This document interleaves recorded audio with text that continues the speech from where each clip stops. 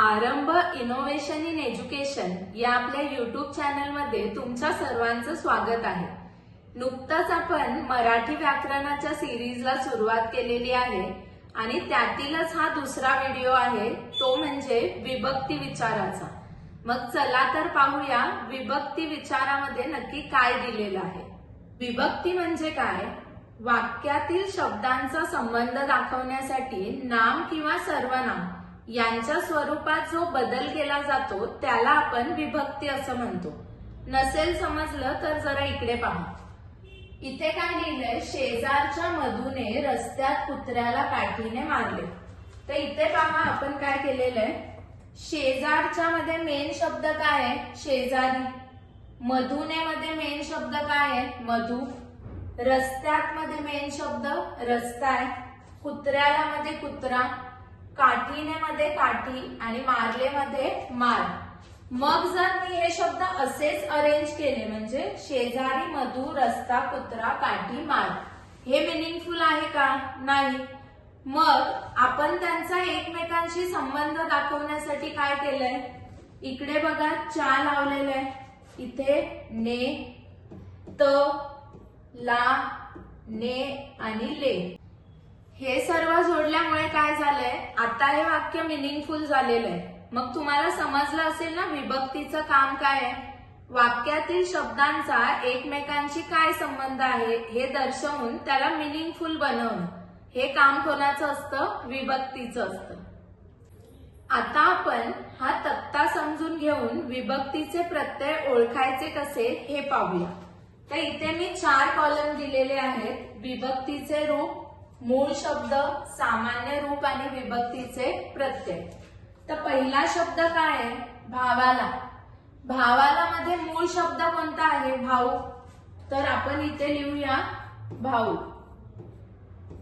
आता बघा सामान्य रूप ओळखायचं कसं? भाऊ हा जो शब्द आहे तो आपला कुठे येईल? इथेपर्यंत येईल। आता कसं काय? बिकॉज भा मध्ये फक्त भाच आहे, मग राहिलेला उ कुठे येणार आहे? वा मध्ये। तर हा जो पूर्ण आहे त्याला आपण काय म्हणणार आहे? सामान्य रूप म्हणणार आहे। म्हणजे इथे सामान्य रूप काय येणार आहे? भावा। आता भावा सोडून जे उरलेले आहे ते काय उरलेले आहे? ला। मग ला आपण कुठे लिहिणार आहे? प्रत्यय मध्ये लिहिणार आहे। म्हणजे ह्याला जो प्रत्यय लागलेला आहे विभक्तीचा तो कोणता आहे? ला। रामाला मध्ये मूळ शब्द काय आहे? राम। तर आपण मूळ शब्दामध्ये काय लिहू? राम। आता राम आपला इथेपर्यंत आहे ना, म्हणजेच हे सामान्य रूप पूर्ण येणार काय? रामा। मग राहिलं काय? ला। ला हा आपला प्रत्यय होईल ज्याला आपण इथे लिहिणार आहे। तिसरा शब्द बघा शाळेने। शाळेने मध्ये मूळ शब्द काय आहे? शाळा। सो इथे आपण लिहू शाळा, जे कशामध्ये लिहिणार आहे? मूळ शब्द। आता शाळा इथेपर्यंत येईल, मग शाळे जे आलेले आहे ते आपलं काय आहे? सामान्य रूप आहे। तर इथे आपण लिहू शाळे। तर राहिलं काय आता शेवटी? ने। ने हा आपला काय येणार आहे? प्रत्यय। आणि शेवटचा शब्द काय आहे? उंदराशी। उंदराशी मध्ये मूळ शब्द काय आहे? उंदीर। तर उंदीर आपण इथे लिहू। आता हा उंदीर येईल कुठेपर्यंत? उंदरापर्यंत। म्हणजेच शेवटचा शब्द काय दिसतोय? र। मग तो जिथेपर्यंत असेल तिथेपर्यंत काय असतं? आपलं सामान्य रूप असतं। म्हणजे सामान्य रूप काय येणार आहे? उंदरा। मग उरलं काय शेवटी? शी। तर ते आपण कशामध्ये लिहिणार आहे? प्रत्यय मध्ये। तर अशा प्रकारे आपण हा तक्ता काय करू शकतो? पूर्ण करू शकतो। मग आता हे जे विभक्तीचे प्रत्यय आलेत त्याचा पण एक चार्ट आहे, तो आपण समजून घेऊया। विभक्तीचे एकूण 8 प्रकार आहेत, प्रथमापासून संबोधन पर्यंत। मग या विभक्तींना एक वचनात कोणते प्रत्यय लागतात आणि अनेक वचनात कोणते प्रत्यय लागतात हे आपल्याला या चार्ट मध्ये दिलेले आहे। तर तुम्ही पाहिलंच असेल की प्रथमा विभक्तीला एक वचन अनेक वचनामध्ये कोणताही प्रत्यय लागत नाही आणि संबोधनला एक वचनामध्ये कोणताही प्रत्यय लागत नाही। पण बाकीचे प्रत्यय आणि विभक्ती तुम्हाला लक्षात ठेवणं गरजेचं आहे। त्याच्यासाठी आपण थोडं त्याला सुरात बोलायला शिकूया. आता माझा आवाज एवढा चांगला नाहीये, ऑफकोर्स की मला 10 ते 11 तास रोज बोलायला लागतं, त्यामुळे माझ्या घशाची तर वाट लागलेली आहे. पण मी थोडंसं तुम्हाला म्हणून दाखवते, म्हणजे तशा पद्धतीने जर तुम्ही लक्षात ठेवलात तर प्रत्यय तुमच्या नक्कीच लक्षात राहतील. तर पहा, प्रथमा विभक्तीमध्ये तर प्रत्यय नाहीये, त्यामुळे आपण जे बोलणार आहे ते कोणापासून लागू होतं? द्वितीया विभक्तीपासून. सलाते सलानाते नेयेशी निशी इही, सलाते सलानाते ऊन हून ऊन हून, चाची चे चाची, तैया तैया, संबोधन अनेक वचन नो नो नो. एवढा वेळ तुम्ही माझ्या आवाजाला सहन केलं त्यासाठी थँक्यू. आता आपण पुढे पाहूया. आता आपल्याला ज्या विभक्ती तक्त्यामध्ये दिलेल्या आहेत किंवा त्यांचे जे प्रत्यय दिलेले आहेत त्याचा वापर कसा करायचा ते आपण पाहूया. इथे मी काही प्रश्न लिहिलेले आहेत. पुढील वाक्यांतील नामे किंवा सर्वनामे कोणत्या विभक्तीत आहेत ते लिहा. म्हणजे इथे आपण काही वाक्य पाहणार आहोत, त्याच्यातील नाम किंवा सर्वनामांना जे प्रत्यय लागले ते ओळखून ते कोणत्या विभक्तीत आहेत ते आपल्याला सांगायचे.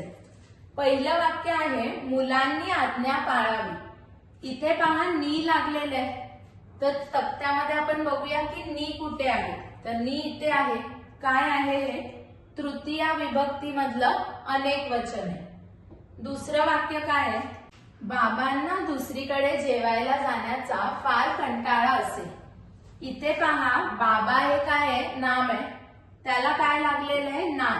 आता तक्त्यामध्ये पाहूया ना कुठे आहे. ना इथे आहे. काय आहे हे? चतुर्थी विभक्ती अनेक वचन.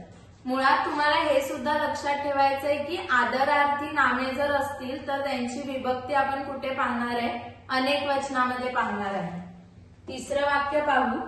माझ्यात काही उपजत गुण होते. इथे काय लागलंय? त लागलेलं. तक्त्यामध्ये त कुठे आहे?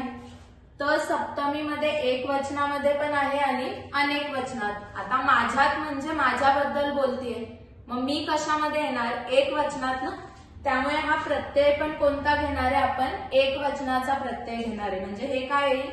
सप्तमी एक वचन येईल.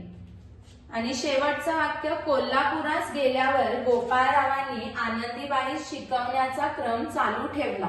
इथे पहा कोल्हापूर, गोपाळराव आणि आनंदीबाई ही काय आहेत? नामे आहेत. मग त्यांना कोणता प्रत्यय लागलेला आहे ते पाहूया आपण. इथे काय लागलेलं आहे? स. आता स कुठे आहे आपल्या तक्त्यामध्ये? स आपल्याला कुठे पाहायला मिळतोय? इथे सुद्धा आहे आणि इथे सुद्धा आहे. इथे आणि इथे. मग आता आपण द्वितीया विभक्तीचा प्रत्यय आहे असं समजणार की चतुर्थी विभक्तीचा? तर द्वितीया विभक्ती केव्हा येते? जेव्हा कर्माला स लागलेला असतो. मग चला तर बघूया जरा कर्माला स लागलेला आहे का. आपलं वाक्य काय होतं? कोल्हापुरास गेल्यावर गोपाळरावांनी आनंदीबाई शिकवण्याचा क्रम चालू ठेवला. आता इथे ऍक्शन कोण करतायत? गोपाळराव. शिकवण्याची ऍक्शन कोणावर होतीये? आनंदीबाईंवर. म्हणजे इथे आनंदीबाई कर्म आहे, कोल्हापूर कर्म नाहीये. मग कर्माला जर स लागलंच नसेल तर द्वितीया विभक्ती येणार नाही. म्हणजे इथे कोणती विभक्ती येईल? चतुर्थी विभक्ती. आणि कोल्हापूर एकच आहे, त्याच्यामुळे ही विभक्ती एक वचनातली आहे. पुढे पहा गोपाळरावांनी. इथे काय लागलेलं आहे? नी. मग नी कुठे येत आहे? नी इथे आहे अनेक वचनामध्ये. तसं पण गोपाळराव आपण आदरयुक्त बोलतोय ना, त्यामुळे अनेक वचनामधला तृतीया विभक्तीचा प्रत्यय आपण इथे लावलेला आहे. आणि आनंदीबाई स लागलेले आहे ना. आता स इथे आनंदीबाई कोण आहेत? कर्म आहेत. हे तर आपण पाहिलं, कारण शिकवण्याची ऍक्शन त्यांच्यावर होतीये.